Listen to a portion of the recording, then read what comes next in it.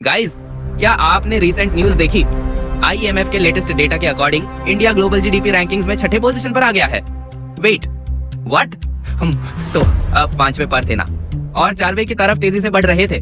तो अचानक से ये यूके और जापान हमसे आगे कैसे निकाल गई? कहीं इंडियन इकोनॉमी स्लो तो नहीं हो रही, या फिर ये सिर्फ नंबर्स और कैलकुलेशंस का कोई खेल है?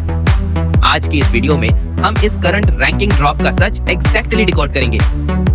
वीडियो एंड तक देखना, क्योंकि रियलिटी वो नहीं है जो सिर्फ न्यूज हेडलाइंस में दिख रही है। सबसे पहला और सबसे बड़ा रीजन है करेंसी मैथ। देखो, दुनिया भर की ग्लोबल जीडीपी रैंकिंग्स हमेशा यूएस डॉलर में कैलकुलेट होती है।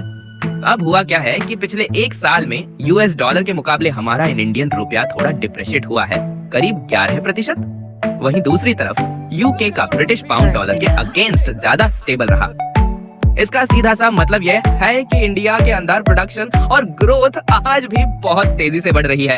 हम ज्यादा गुड्स और सर्विसेज बना रहे हैं, लेकिन जब उन रुपए को डॉलर में कन्वर्ट करते हैं ग्लोबल स्कोरबोर्ड के लिए, तो एक्सचेंज रेट की वजह से टोटल इकोनॉमी का साइज थोड़ा छोटा दिखता है।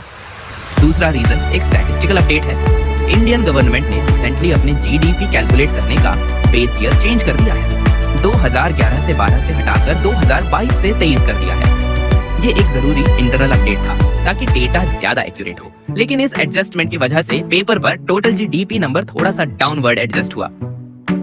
इसका डायरेक्ट इम्पैक्ट ग्लोबल रैंकिंग पर पड़ा। तो अब आते हैं मेन सवाल पर, क्या डरने की बात है? बिल्कुल नहीं दोस्तों, यह रैंक ड्रॉप प्योरली एक करेंसी फ्लक्चुएशन और पेपर एडजस्टमेंट है, कोई इकोनॉमिक स्लो डाउन नहीं। ग्राउंड रियलिटी यह है कि इंडिया आज भी दुनिया की फास्टेस्ट ग्रोइंग मेजर इकोनॉमी है।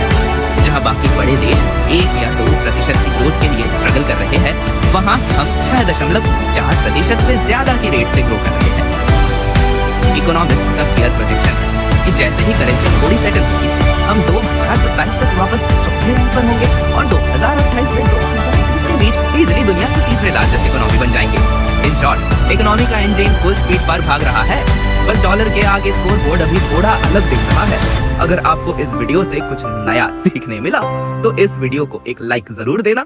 कमेंट करके बताओ आपको क्या लगता है, कब तक हम तीसरे पोजीशन पर आएंगे। सब्सक्राइब करना मत भूलना ऐसी ही इंफॉर्मेटिव वीडियोस के लिए। मिलते हैं अगली वीडियो में।